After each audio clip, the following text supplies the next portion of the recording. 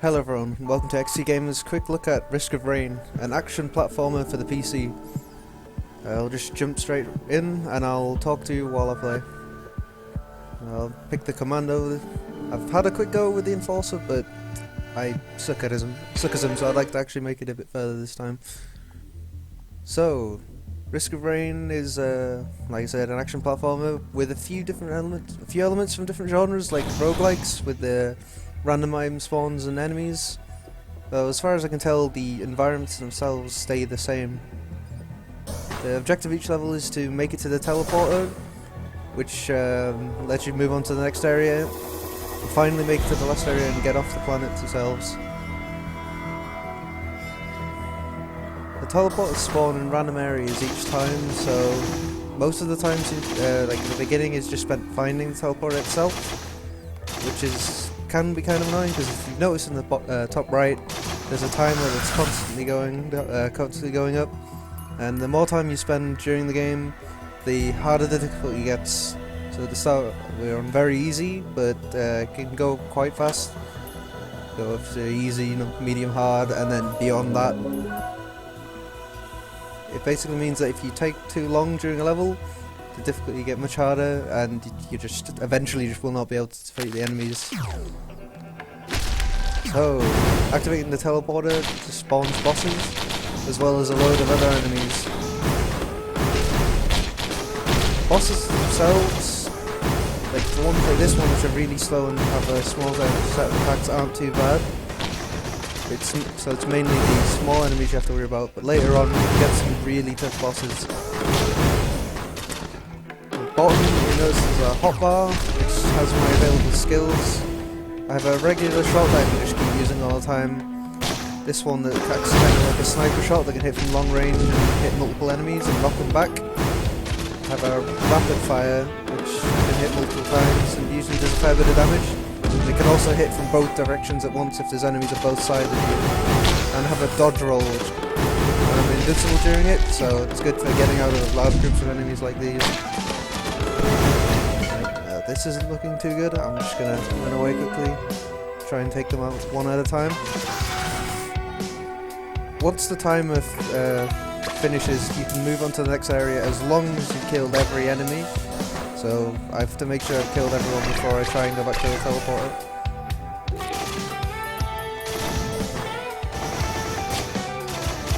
While I haven't picked up any at the moment, there are different items you can collect from these crates and bells that you can use to upgrade yourself. Most of them are passive, but you get a few that go into your use slot, and those usually have the longest cooldowns, but like the most useful effects. I'll try and find at least one of each to show you. Right, here we are. I'll go for the glasses because I know those ones are quite helpful. You've seen it has a chance to do double damage, which is quite good for a character like this that can hit multiple times. Like, it can hit many times, though there's some of the slower characters it's not as useful. Right, so, like I was saying about attack speed, that should give me more chances to do more damage. Alright, I didn't roll down, but oh well. Still make use of this. Yeah, a lot of the enemies can't hit you while you're on a higher or lower platform, because they can't jump or move down, so you can just stay there and just keep hitting.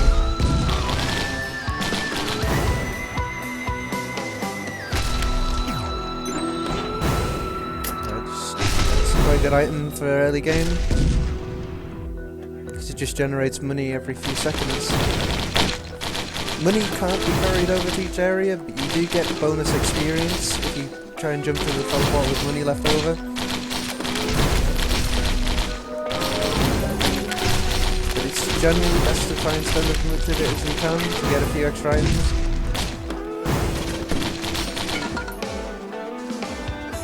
One thing I need to stop doing is pressing the dodge roll button instead of the other attack. That's the problem I keep having.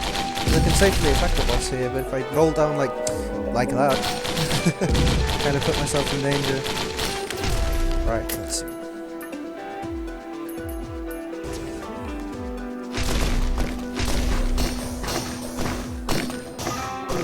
too bad. Deals continuous damage while they're tethered. Probably not too helpful if you're trying to run away from an enemy, but good if you want to get off a bit of extra damage. Alright, so now that I've defeated every enemy, I can make it onto the next area. Well, this is definitely going better than my previous attempted recording, where I took forever to find the teleporter and just got destroyed.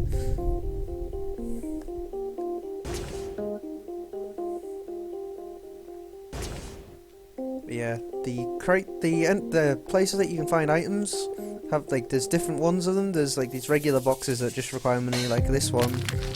There's some that give you multiple uses. I think they're like these giant bells, but oftentimes they don't give you, they'll just not give you anything at all. And then there's ones that use your health instead of money to activate.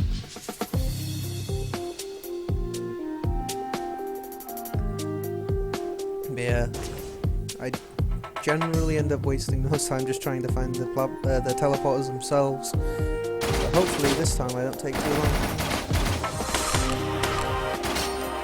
Nope. That's one thing that can get a little annoying. Enemies just randomly spawning on top of you. Oops.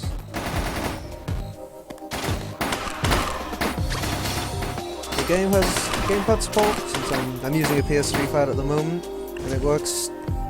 I'd say both control screens work well, the gamepad and the keyboard, but just personally I prefer using a gamepad for games like this. Each special skill is mapped to L1, R1, L2 and R2, so it's quite easy once you figure it out, though when I can't remember which button has what skill on it, I do tend to press the wrong button. It's obviously not going to be much of a problem if you play the game for a longer time.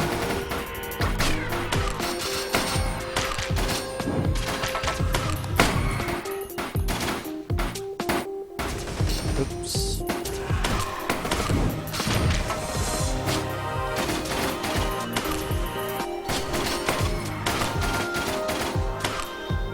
Check this guy out. Make my way further up the level. Yep. I do find it funny that the enemies can keep jumping on the teleporters, the jump pads as well as you. One item that would be good to find is one that damages enemies that are closer to you, because that works even if you're doing a roll where you're invincible, so it's a good way of getting a bit of extra damage off. Wow, that seems like a very good item for early game. I haven't actually played this game too many times, so I don't know what every item does, but there are a few items that drop more regularly than others, so I at least recognise those when I see them. I'm not having much luck with the teleport. Never mind, here's the teleport. The worm seems to be fairly frequent, so boss enemy. Make my way from, get away from these enemies. I don't actually have that much health.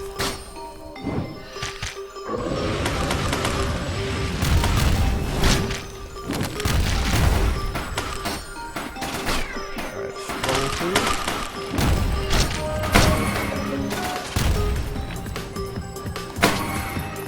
Yeah.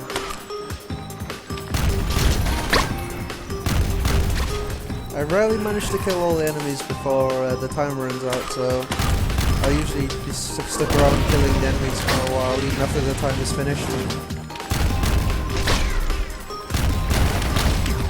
This boss can be especially troublesome for the characters that are slower, because you can't dodge away from the downwards, like, slam in time.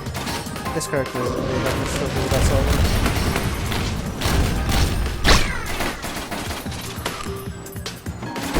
All of these enemies can jump up, so I can't really hide at the top.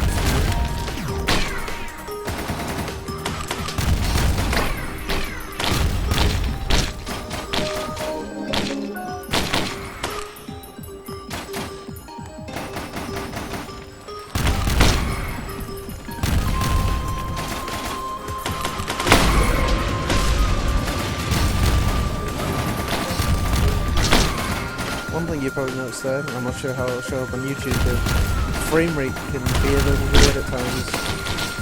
while my system's not exactly the best of the best, it certainly shouldn't have problems with games like this, so I guess it's just might have something to do with the engine this was made in. It was made in Game Maker, and sometimes it can have problems with certain systems.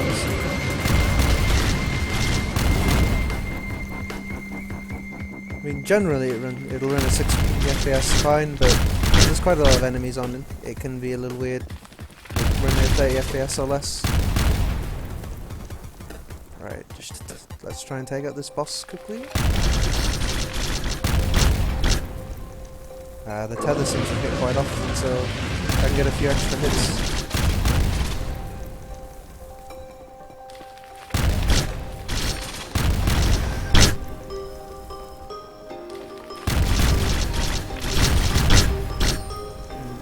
Right, nearly won this time. Nope, one more hit. Increased knockback. That's quite good. Especially for this character where a lot of his attacks will hit from far away, so that will just make it a lot easier for him.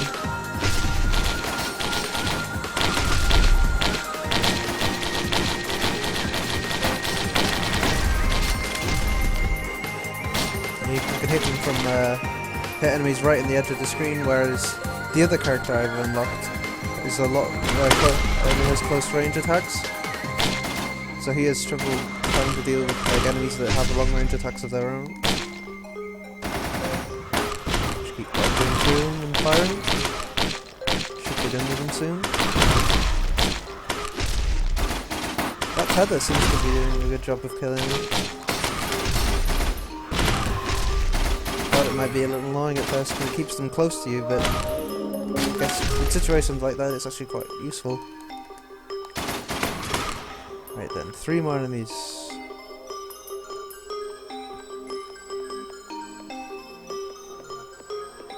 The game supports full online co-op, so I can imagine trying to find the teleporter and killing off stray enemies like this wouldn't be as bad, but I'm pretty sure that they'll increase the enemy spawns just to balance it out a little bit. Right, just get a drone for myself. Drones are really helpful because they can heal you, attack enemies, and I'm assuming a few other properties. This one fires grenade rockets, it seems.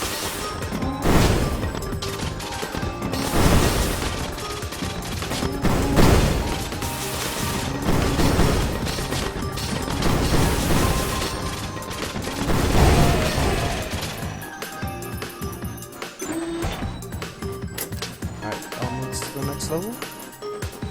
Any gold that you have left over is converted into experience, so you don't have to worry too much about having any leftover gold. But it also means that you can't take any into the next level, so hoarding gold doesn't have too much use, although obviously you'll be able to buy more items in the level. It's all pretty much a payoff. Do you try and get as many items as you can, or just move on as quickly as possible so the difficulty doesn't go up? Quite a nice system.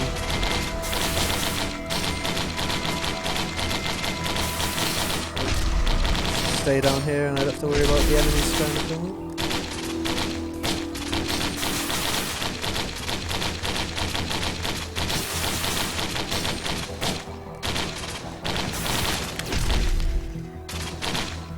I'll have a look around for the teleporter.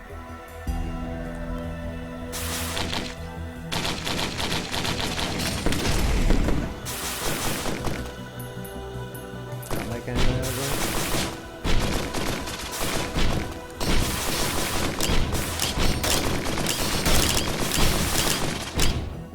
Little spidery robot things, little crab robots. I'll just jump down here. You do take fall damage, but it's generally not too bad. It's a lot faster than just climbing down the ropes. Just open this up, see what's inside. Ooh, that'll definitely be helpful, because if you're getting hit a lot by enemies, then this will just do a bit of extra damage, hopefully get them off your tail. Those small boxes are quite useful, because as well as money experience, they give out healing, these little healing orbs, just to give you a little bit of extra health. hopefully the teleporter will be this way.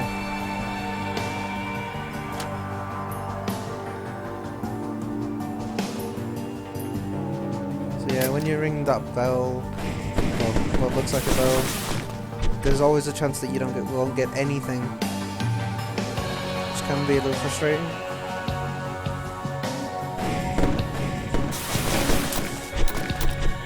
Just avoid all the enemies for now. I want to try and get to the top water as fast as I can because I'm already onto hard difficulty.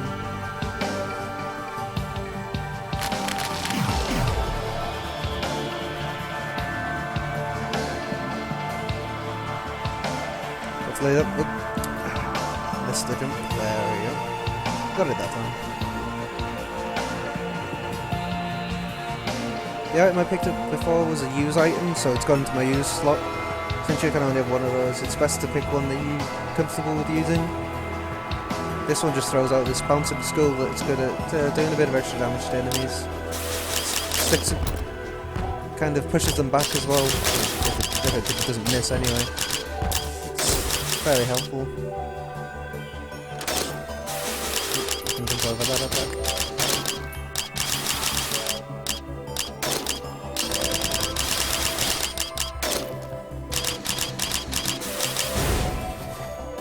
Not having too much luck with the teleporter. Hopefully I don't take a lot of damage from this fall, but I might not be so lucky. Oh, never mind. Yeah, so fall damage isn't really something worth worrying about. Don't know which way to have a look. I'll go back this way for now. Oop, enemy just spawned right on top of me.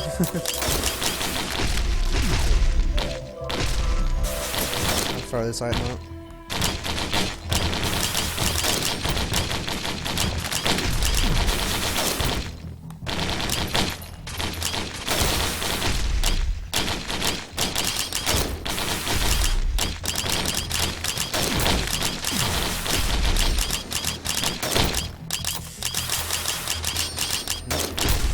I just noticed how little health I have.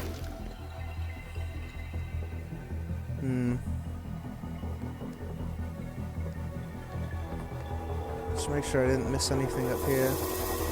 Hopefully I'm there. Though I should hopefully do some trades somewhere, otherwise I'm probably not gonna survive much longer.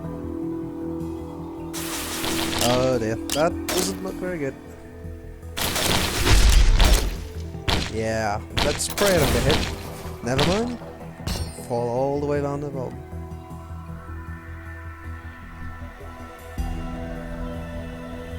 So I didn't unlock anything this run, but if you do certain things like get to certain levels or defeat a certain amount of enemies, you unlock new items and the characters to use. So this time I didn't get anything, but hopefully next time. May as well just show off a few extra features before I finish this video. Once you kill a certain amount of enemies, you get an item. Oh, oops, wrong thing. You get a monster log, which just shows off a bit of information about each monster you fight and their stats, which is quite helpful. As far as I can tell, it's just you have to defeat a certain amount, or it's either that or it's just a random drop. You also get information on each item you've collected. As you can see, I have a lot of items locked, but for some of them it will give you the item requirements. 20,000 gold, or kill the scavenger, which must be one of the bosses. Yeah, here's a list of items I found so far. Ones that, like, the ones that have orange around them are the ones that require you, they're the use ones, which you can only have one of at a time.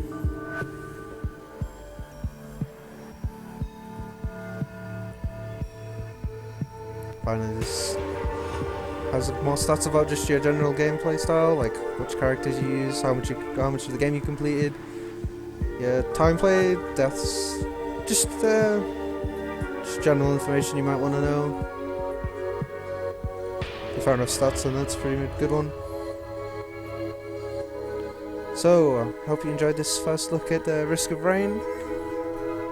Just leave a comment below if you want to see any more videos like this, or any other games you'd like to see, since there's quite a lot we could cover.